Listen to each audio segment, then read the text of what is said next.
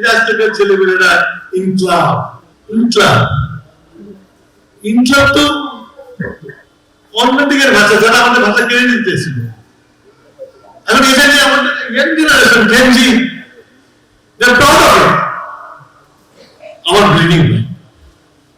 আমি নিজেকে একবারে মাথার চুল থেকে পা পর্যন্ত ন্যাশনাল স্কুলে করি। সেই যুদ্ধ মুক্তিযুদ্ধে গেছিলাম জীবন দেওয়ার জন্য, না গেলেও চলতো।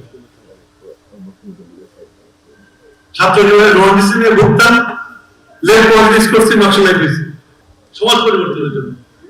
কিন্তু সমাজ যে উল্টো দিকে হাঁটে এখন করতেছে ইনকলাব, আরো আরো কি সব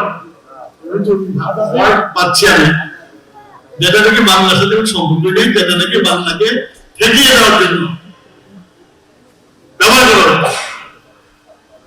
আচ্ছা, সেটাই আমাদের ভাষা হয়ে গেছে, আমাদের ছেলেদের ভাষা হয়ে গেছে। It is the failure of the teacher.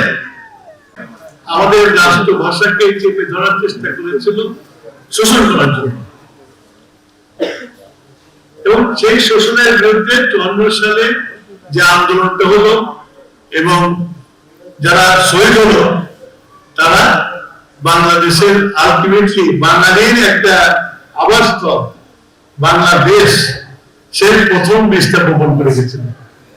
সেই বীজটা কিন্তু আস্তে আস্তে বড় হয়ে 71-এ যুদ্ধ ত্বরান্বিত করেছে। আনফরচুনেটলি আমি এখন এই 24-এর গণঅভ্যুত্থানের পরে আমরা আমাদের ভাষাটাকেও কিন্তু আমরা সুরক্ষিত করতে পারি। এই জন্য পারি না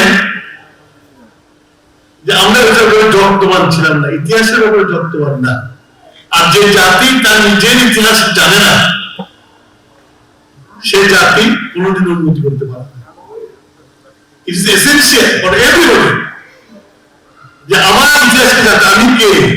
you have to ask yourself, who are you.